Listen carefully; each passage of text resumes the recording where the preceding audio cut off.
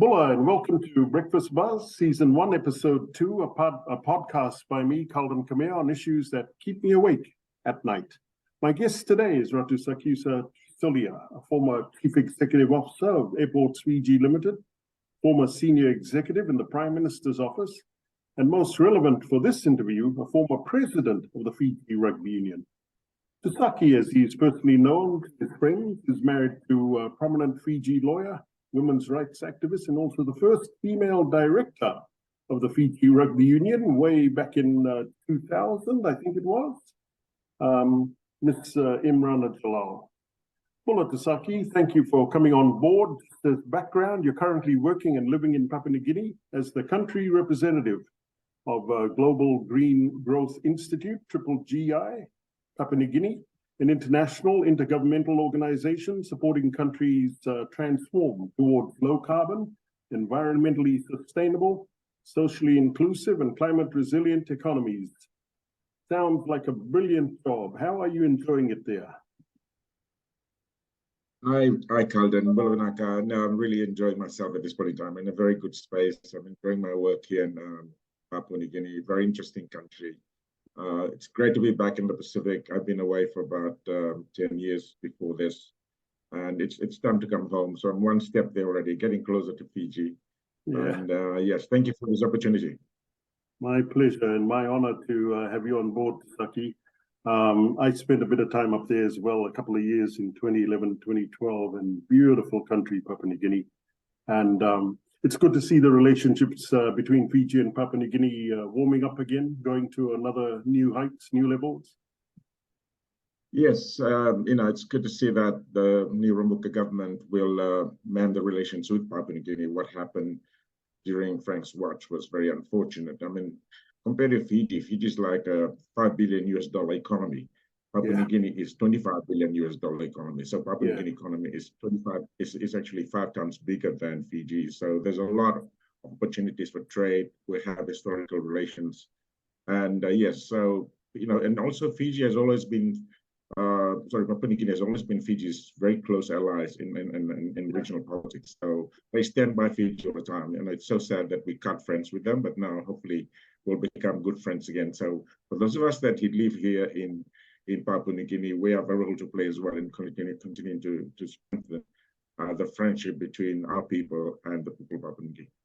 Yeah, just very quickly, a lot of people here are actually ignorant of the big size of the Papua New Guinea economy, the population, bigger population in New Zealand, and a growing economy based on resources, natural gas, and minerals. Amazing country. So thank you, bro, from Port Moresby this morning, having you on board. You were at Hong Kong Sevens recently, Tusaki. What did you think of our men's sevens team there? Yes, like many Fijians that travel to watch Hong Kong Sevens, for me, it's an annual pilgrimage. I've been going there for over 20 years, almost every year, except during the COVID times. It was great to be back in Hong Kong. Hong Kong is back to its best. It was great to see Fiji play its way all the way through to the final. They were quite exceptional on the first day, but unfortunately we lost. The trip to Hong Kong is always very special when Fiji wins as well. We're a very popular team there, but unfortunately we had a young team. We're still in the rebuilding phase, I believe. We could have won the final. We dominated the second half. But again, New Zealand is New Zealand. They played with a very good strategy. They harassed our boys at the beginning and scored 3 soft, quick tries. And in a sevens final, it's very hard to play catch-up rugby. And especially with a young team that was still building their confidence up. But we played strongly and we completely dominated them in the second half. But it was a good outing. I'm smiling because I think the last time I met you was in Joe Bananas on a Sunday night after the Hong Kong final, and Fiji won. And boy, we drank some beer that night. And I can't remember how I got home, but it was a big day. And there was still a big Joe Banana outing that evening, even though we lost. But we were very proud with the way that the boys played. I believe this team will get it together after a couple more tournaments as they gain more experience. And they have a few exceptional players among the mids. Joe Talavolo is becoming a world-class player, for example. I think the backs, as they become more confident and start making the right decisions, we can start to see a turnaround in Fiji's results. Yeah, I share you. You're a long time rugby guy, and it's got to be patient, and let them build their combination. And Saki, another big rugby memory is well, not for me, but certainly yourself. You've been involved with the Super Golden Oldies for years, and particularly you've been playing and hosting that team in a tournament in Manila, in the Philippines. Is that correct? And can you tell us a bit about that? Yes, I mean, the Super Golden Oldies is very much a pet project for me. When I was still in Fiji, so I left in 2010. We formed the Super Golden Oldies in 2008, mainly because and to give rugby players a chance to continue to play the game, after they've finished from club rugby. Unfortunately, in Fiji, as you can see, a lot of people play very good rugby at the club level. As soon as they stop playing rugby at that level, there's nothing else to do, and then they get wasted. You can see them physically as well. They just put on weight and become very unhealthy. So the Super Golden Oldies rugby was to give people a chance to continue to play the game they love, but also become fit as well. For the Manila Tens, when we moved away to Manila with Imrana, we couldn't come back to Fiji because both of us who actually want to travel back initially, and then Imran started to come back to Fiji earlier than me.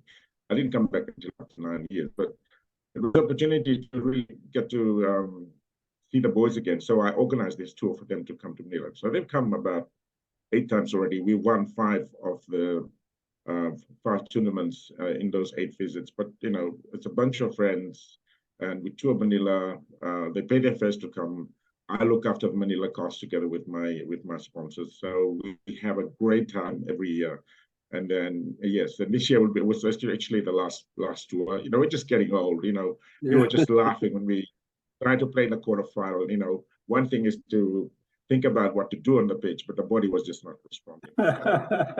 We're very proud. We won the tournament 5 times.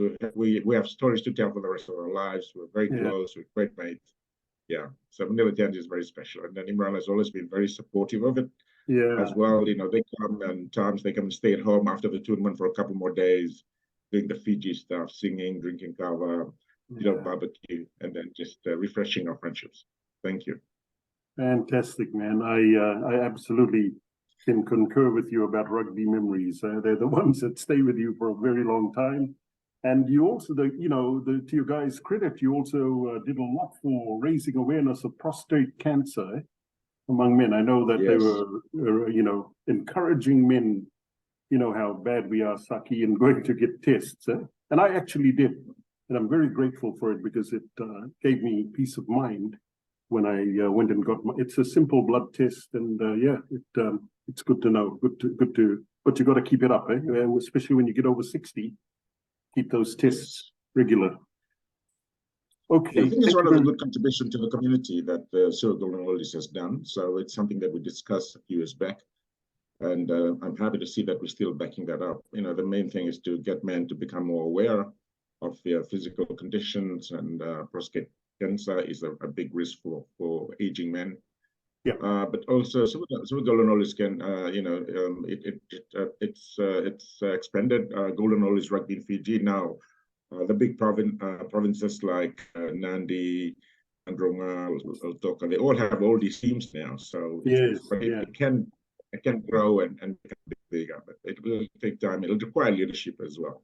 I think that's something that's weak at the moment, but I think it's something that we're going to fix up as well. But so the Golden Oldies rugby is here to stay. Should become very much part of Fiji Rugby Union, and I think Fiji Rugby Union should invest resources into growing Golden Oldies rugby as well. I think it's very important.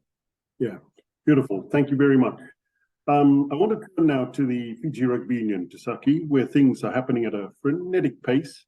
Just as background for those not familiar with all the details, and please bear with me.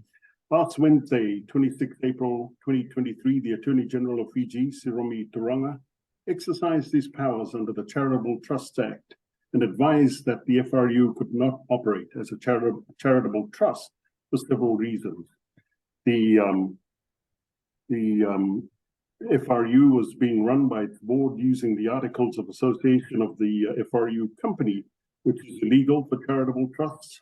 There's no link between the Fiji Rugby Football Union Charitable Trust and the Fiji Rugby Union PTE Limited Company, for one to govern the other and vice versa.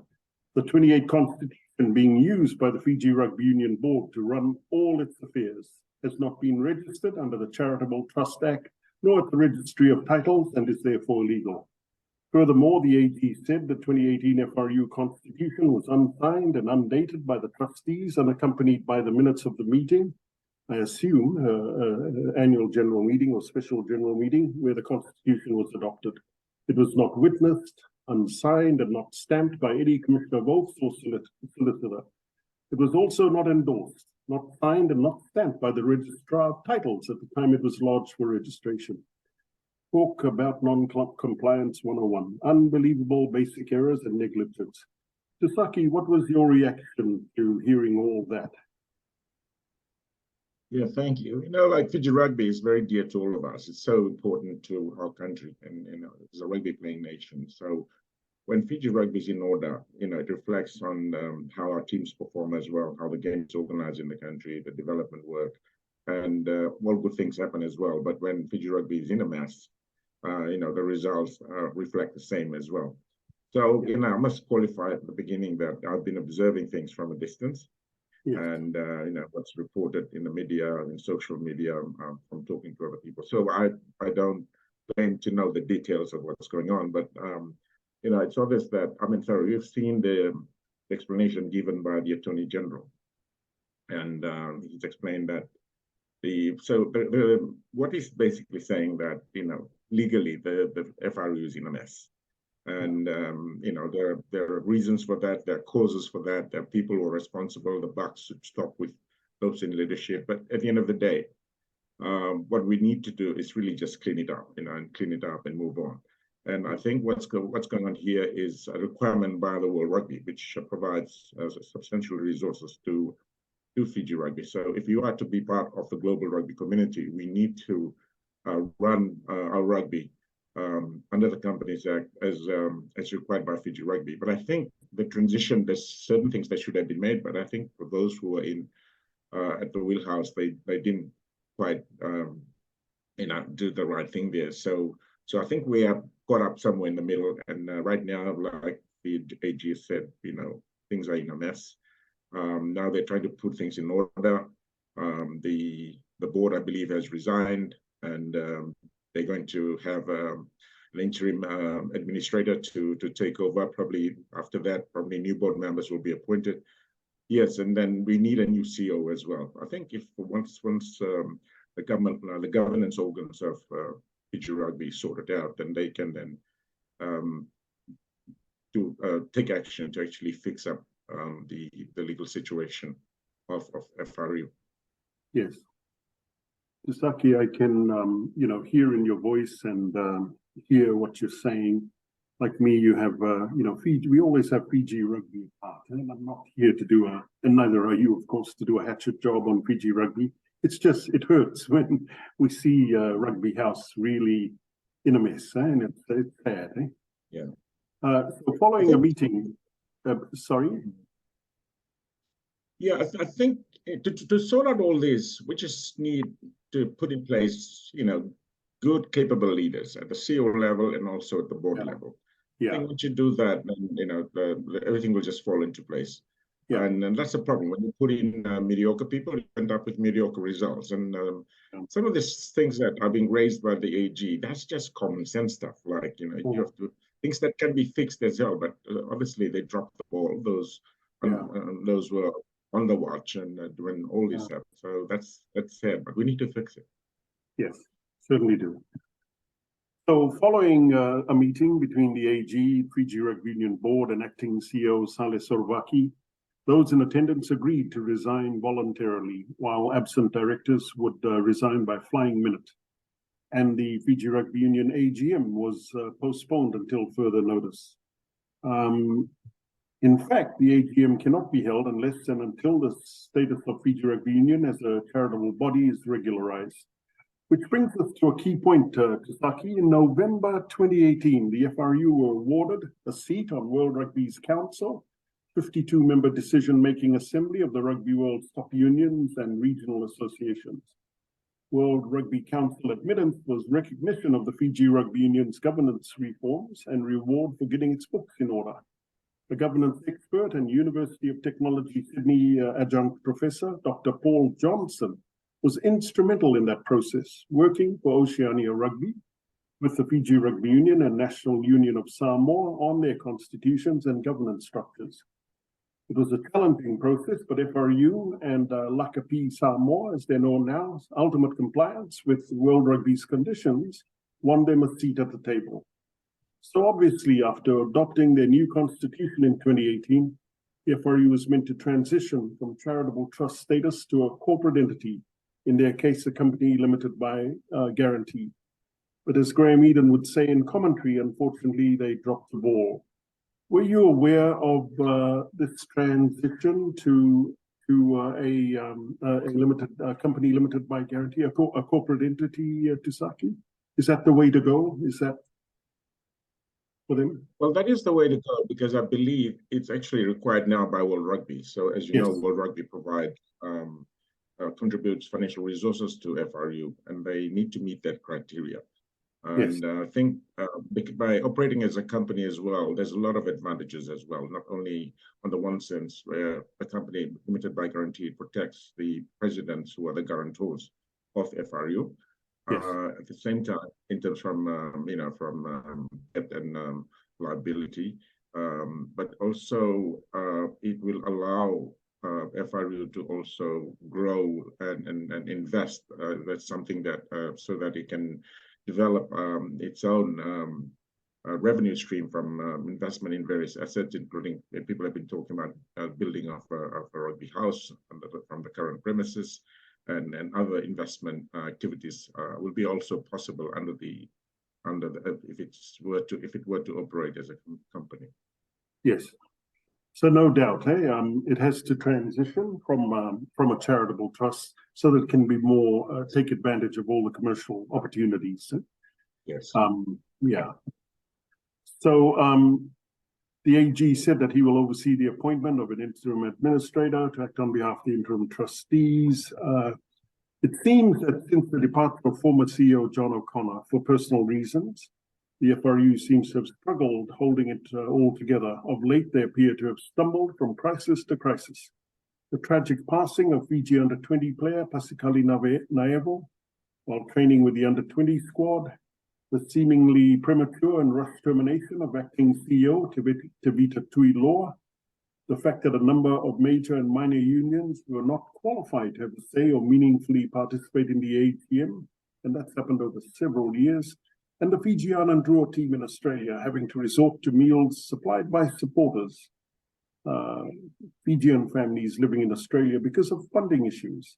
And against all odds, Tasaki, they had an amazing win 2017 against the New South Wales Waratahs yesterday. So as you said earlier, imagine if everything was in order and the support for them was spot on, eh? Yes, but first of all, let me allow me, to take this opportunity to congratulate the Fijian and draw team for their exceptional win against New South Wales Waratahs. Everybody had written them off, and then also they were facing all this finance issues, and then against all odds they won, and it's again inspiring, and also it reminds us, although we are small in many ways, we have limited resources, but when we put our mind together and band up, we can really deliver world-class results, like in this case. But if you look at all these crises, and there are obviously it points to the fact that things are not right at Fiji Rugby House. And a lot of these issues, there are causes and reasons for them happening. But I think it's also a sign that since John O'Connor left, there's been no leadership in Fiji Rugby for the Fiji Rugby Union. I think that's something that they should they should appoint a CEO as soon as possible. As soon as they get a board up and running, they should appoint a CEO, because when it shows that there's lack of leadership in rugby house, and that's why a lot of these things are happening as well. But at the same time, when we look back at some of these issues, like for example, the lack of funds, I think later we will talk about the financial situation of FRU. Yes. But yes. obviously there's not enough money to cover the expenses. So yeah, to me, you need to fix up the leadership to fix up these issues. Yes, absolutely. I found John O'Connor to be a very, very efficient, very smart operator. And he is sadly missed now as Fiji Rugby Union moves forward. But just looking at the FRU Constitution 2018 as we speak, it is unclear if the former Prime Minister Frank Bainimarama remains as president of the Fiji Rugby Union or has stepped down. Having lost the Prime Ministership of Fiji to Stiveni Rambuka, do you think he should have already stepped aside by now? Well, I'm not sure whether he says step down, but he should step down and simply just resign. Otherwise, then it'll be the AGM that will be left with the. It goes to vote. Yes, it goes to an election. To vote. Yes, to elect a new president. But rightfully, he should resign and then pass the baton to new young people to actually take on the responsibility for running Fiji Rugby, and then and to progress the organization going forward. Yes. Tasaki, I know it's something unique to the smaller Pacific Island nations of Samoa, Tonga, and Fiji. But because of our size, the very small, the economies, and it's just not there. We have to rely on a lot of government support for rugby. And so in the past, there's always been a very close relationship, and it'll continue for time ahead of us between the government and the Fiji and the rugby unions of Samoa, Fiji, and Tonga. And so it's a very close relationship. The Prime Minister is invited to take up president of the union, and in Samoa, in Tonga, here in Fiji. And but by just by what's the word I'm looking for? Protocol, I guess, just common sense, really. When you lose the prime ministership, you should step aside, because your ability to continue to support the union is no longer there, isn't it? As compared to being the prime minister, and that's really what's at stake here. Yeah, I'll stick my neck out on this. One thing I like to say, because Fiji Rugby Union doesn't generate enough revenue, for example, to pay for its own costs. It's heavily reliant on the contribution from government. Yes. And for government, they have an interest to make sure that the funds that they give is spent and invested responsibly on the activities of Fiji Rugby. But that doesn't mean that the government should also directly influence the affairs of Fiji. I think looking ahead in the future, I'd like to see less politicization of Fiji Rugby. So I don't see any reason why the Prime Minister should be participating in the administration of Fiji Rugby. And probably there could be an appointed representative of the government in the administration of Fiji Rugby. But other than that, I think the Prime Ministers of our country should step away from being a big part of rugby and let that rugby be run by professional and also rugby people. Yes. I must say it was very refreshing when the new Prime Minister of Samoa stepped away and didn't take up the presidency, and Samoan rugby has done so well since she did that, given their very small resources. Yes. But the Prime Minister of Fiji, the Prime Minister of Fiji has a huge responsibility. And there's no need to add Fiji Rugby to that. There's a lot of people around in Fiji who can become very, very effective leaders of rugby. But I'd like to see a president who actually is directly involved in rugby, is turning up every Saturday to watch local games and supporting the unions, etc. So we need that kind of lead those kind of people as president of Fiji Rugby, and not having to involve prime ministers all the time. Thank you. Yeah, true. Just looking further into the 2020 FRU Constitution, the election of board directors is on a rotational basis. So the AGM actually only gets to vote for new directors, replacing directors who are rotating out after completing their term.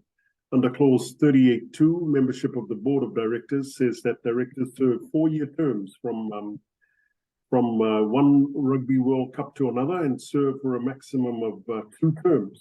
However, and this is the kicker for me, the Constitution also says that if the members of the company so decide for a director to continue to serve after their 2 terms, they can continue to serve until the members so decide. So technically, the FRU directors can serve forever, as long as the members agree. Is that good for the FRU? Was that being put in there to keep some people in there forever? Yeah, I think this is an issue in Fiji as well. People overstay their welcome, and then and then they start to not become productive. And the most important thing is that they become irrelevant to the purpose of the organization. And that's something we should learn. And I remembered when I became CEO for Fiji Airports, I joined in 2003. One of the first public statements I made it very clear that I will leave in 2008. That's after 2 terms, simply because I have set a purpose for myself and goals of what I want to achieve at Airports Fiji, and then after which I will have groomed a replacement as well, succession planning, and then I move on because we need a new leader with new ideas to take on the baton and raise the game for the organization. So if I have to stay there for too long, I don't think it'll be good for the organization. Same argument for Fiji Rugby. I'm okay with board members serving a 4-year term maximum, after which they should leave. I think the constitution should simply be worded to affect that. But I don't think that board members should stay beyond the 4 years, because we need to a change of people, we bring in new people with new energy, new ideas, and that's good for Fiji Rugby. So I think this is just a constitutional a matter that can be resolved by a revision of the constitution, I suppose. Yes, and it also says, and I'll just skip over this, that the directors cannot be removed and even the president unless by vote at the AGM. If you move a motion for them to step down, it actually has to be considered at a special general meeting, which just adds complexity to the whole situation. Anyway, a major problem for the Fiji Rugby Union with the constitution was that many of their major provincial unions could not comply. The FRU requirements for complying with the to attend the AGM has a deadline of 31 March, and the compliance issues are: they must provide minutes of the union's annual general meeting, they must provide audited accounts, a list of the number of clubs registered, they must have a woman on their union's executive, and they must have a referees association established, and the elected union officials. So it's not too difficult to Saki these, but I understand that other at the AGM in Lautoka, the one which was cancelled until further notice by the Attorney General, and other AGMs recently, those non-compliant unions, would have only been observers without voting rights or being able to have a say, and less than half the major minor unions, much less than half actually, were not able to, participate meaningfully, not able to have a say, not able to have a vote. So, given that the compliance issues of Fiji Rugby Union to attend the AGM are not that onerous, aren't they? Realistically, you'd think that the unions would be able to comply. And I was told that they're given a grant of 5 tranches of $10,000 each.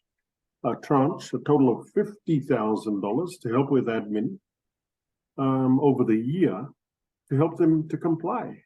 And, so there's a problem there, more deep-seated problem with the unions or with FRU. I just don't know. What do you think of that situation? Well, I see 2 parts to the issue. One is that all these listed criteria that you've just mentioned, Yes. For unions to be compliant. I think that's very, very important because we need to raise our game.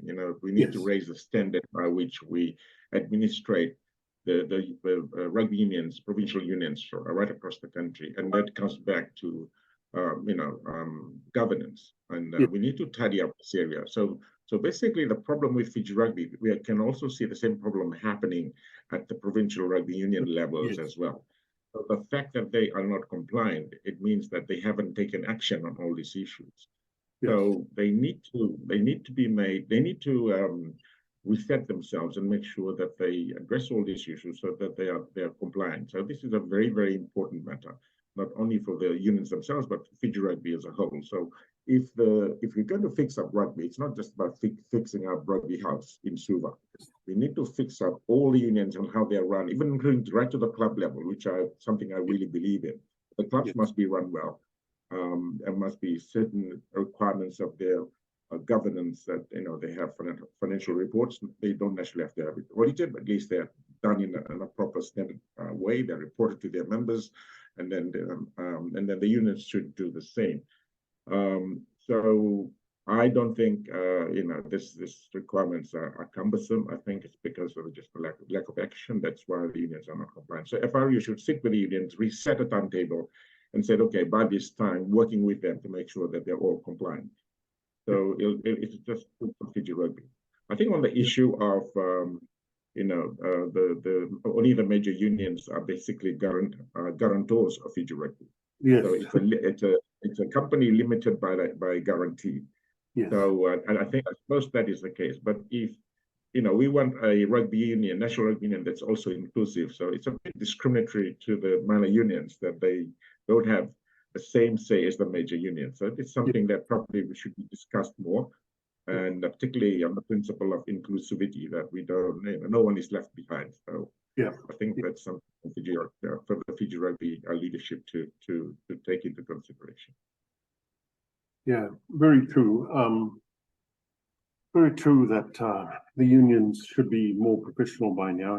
We've played rugby union, organized rugby union in Fiji for over 100 years. And, apart from, I don't know, Nandroga and maybe Suva, the other, many unions are just struggling to provide the basics and to, get their teams on the field. And it's a sad reflection on all the unions. Huh? But just one last sticky point on the 2018 Constitution for me is under clause 34.2, that a quorum consists of, and I'm quoting here, a quorum consists of when at least 75% of the major unions are present. That's all it says. I put it to you, Tasaki, that a quorum should only be made up of major unions compliant for the purposes of that AGM. Because what happens is once they say that 75% of the major unions are present, they go into they've got a quorum so they can have the meeting. Once they go into the meeting, many of those unions can't participate because they're non-compliant, and it's a bit of a contradiction. You'd agree, I'm sure. Yes, I think the 75% requirement is probably because, like I said earlier, they are the guarantors. The president of these unions are the guarantors, but also they're limited guarantors as well to the value of $1. So it's just a technical issue. So I think the real issue here is about including all the unions and probably and trying to see what should be their level of participation, and this is something that should be put to the table for further discussion. And it's really for the unions to talk about this among themselves and decide what's the best way forward that is fair. I think I'm just going to touch on one issue here is this Kalavata, which seems to have crept into every formal government conference or meeting in Fiji where everyone has to be Kalavata. And I remember looking at these beautiful bula shirts that all the union members were wearing to their AGM. And obviously they'd been fitted, the sizes all fit and beautiful Kalavata. And then the media take the photo and it's a beautiful looking photo. There's unity, unanimity, there's big support. We're all one family, Kalavata. and then they kick the media out before the meeting gets underway. And little known to everyone that inside that meeting, everyone wearing kalavata, more than half the gang can't participate because they're non-compliant. It's a very smart PR tactic to get that photo in the media and on television and in the press to show unity. But in fact, behind closed doors, I hear there's a lot of fiery exchanges and some gang wanting to take off their kalavata and bula shirt and sort it all out. So I just had to laugh at that because that was a very smart tactic to use the kalavata and bula shirt to present an image of unity. Yeah. Yes. Yeah, the Kalamata is very much a Fiji thing, like and unfortunately, like with the National Economic Summit and again with the FRU, it's been blown out of proportion. But to me, the issues of Fiji rugby are there, and they need to be fixed, whether we're wearing the same Kalamata shirt at the AGM or not. And recalling my time at Fiji rugby, we used to produce T-shirts that everybody wore to the AGM, so it's nothing new. So, but we should not mix it up with the issues that are currently pressing issues that FRE is facing at the moment. And the focus should be on that. So hopefully those meetings will be able to make the decisions needed to fix up this pressing issues. The funniest part is as we know, Fiji, there'll be one small Gujarati tailor making kalavata. He's doing good business out of these kalavata bullet shirts, which the government is buying left, right, and center for all their conferences in Fiji. But turning now to the FRU accounts, showing a loss of 1.4 million after 6 years of profits. I'm not a finance person by any measure, but I learned how to read and understand some basic financial reports as a company director. Just to put this into perspective, Tasaki, the New Zealand Rugby Union reported a loss of 47.5 million New Zealand dollars, despite pulling in record revenue of nearly 271 million New Zealand dollars for 2022, stating that they'd lost money basically because they're rebuilding out of COVID. Rugby Australia, on the other hand, announced a surplus of 8.2 million Australian dollars at their 2022 annual general meeting. So given the challenges of COVID, etc., the shrinking economy that we've had here, 1.4 million isn't too bad. I guess some people are jumping up and down when they look at some of the details in there. And I must confess, I haven't seen the draft accounts. I haven't seen the final audited accounts as well for 2022, showing that $1.4 million loss. But what's your reaction? Have you had a chance to look at, have you seen it by any chance? Yes, thanks, Culden. Unfortunately, I've been trying to place my hands on the accounts, but I've not had access. But I did hear that the FRU made a loss of about 1.4 million in 2022. Obviously, they were spending money that they didn't have. And I think that's an issue of concern. But I think for FRU, in principle, it's very, very important that it's run prudently so that, and I've always been a big fan of making sure that for an organization to survive the long term and remain a going concern, it's important to live within your means. So basically, it's about you run your budget, you do an estimate of the level of revenue you're likely to attract, and based on that, you also design your budget in terms of expenditure, etc. So, and then of course you have to do your cash flow planning as well, because at the end of the day, it's the cash that you have that allows you the ability to pay for your expenses. So cash is different from a budgeted, from a budgeted revenue. So, for those who are running the organization, they should be checking on this on a very regular basis. And that's why you have a manager of finance to look after all these things.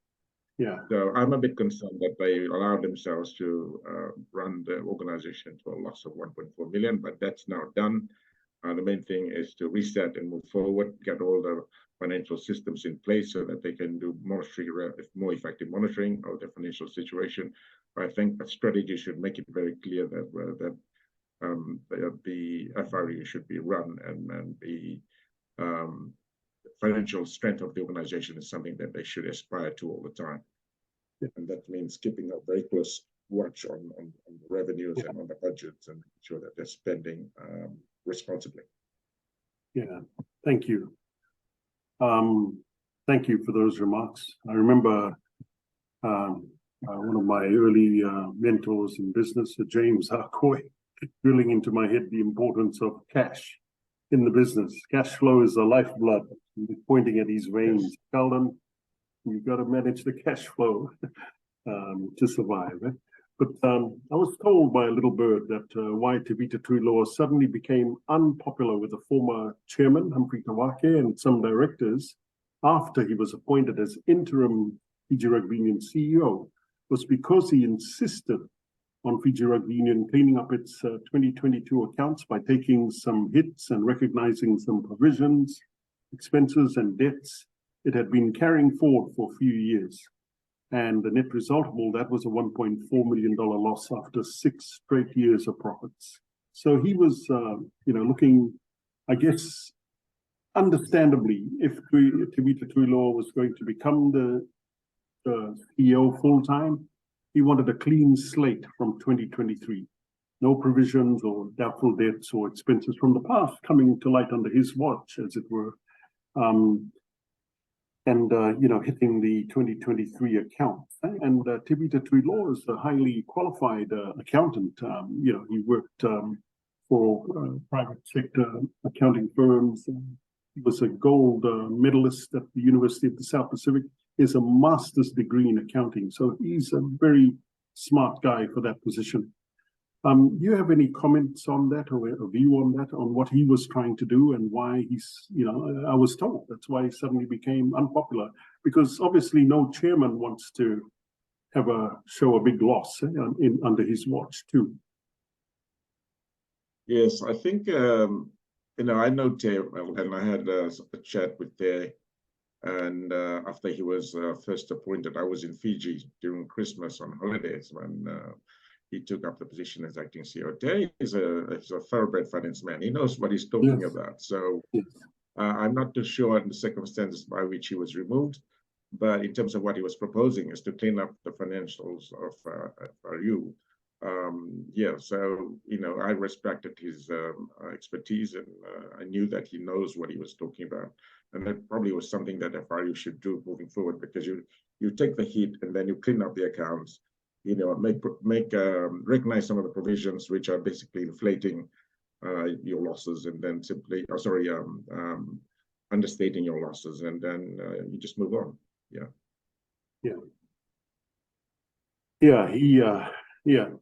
No doubt Tusaki was seen as a breath of fresh air, highly, very popular, very highly regarded, and certainly very well supported by the big unions around Fiji, who realized they had a top guy on their hands.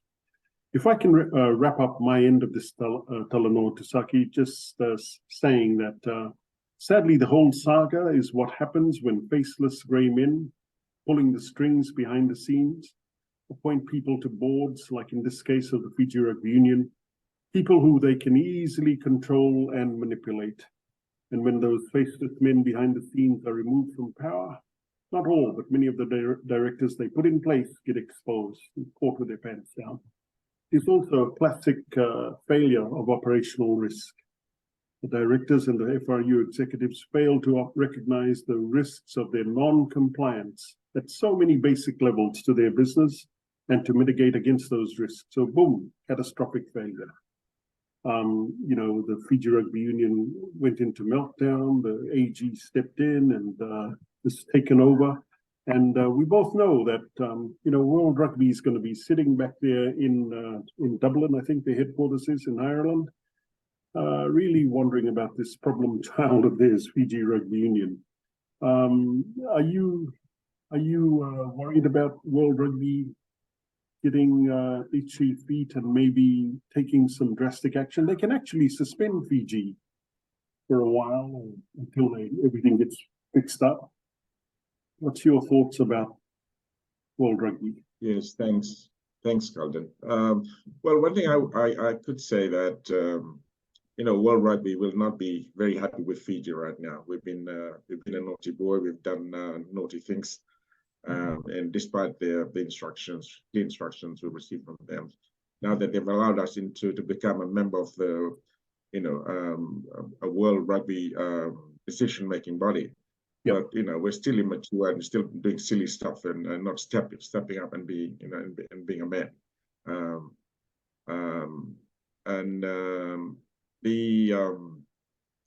There's a few issues as well. One is that if you look at what's happened, there's been an element of nepotism and cronyism going on in Fiji Rugby. So I've always been big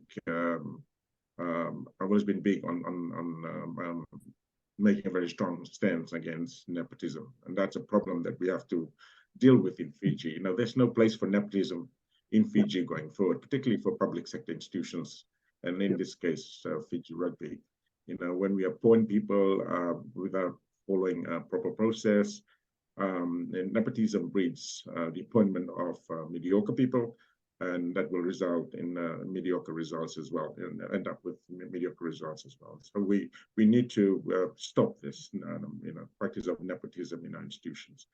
And secondly, it all comes down to the quality of leaders we have. When we have good leaders, good things happen. When we have substandard leaders, there's a lot of this kind of problems they appear.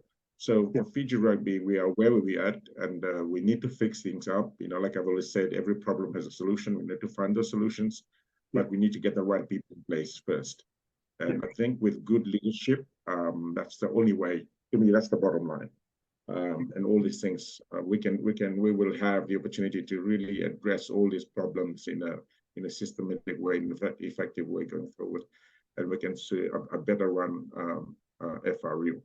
For the position of CEO, they should advertise. They should give everybody a chance to apply, not just those who are already involved in Fiji Rugby.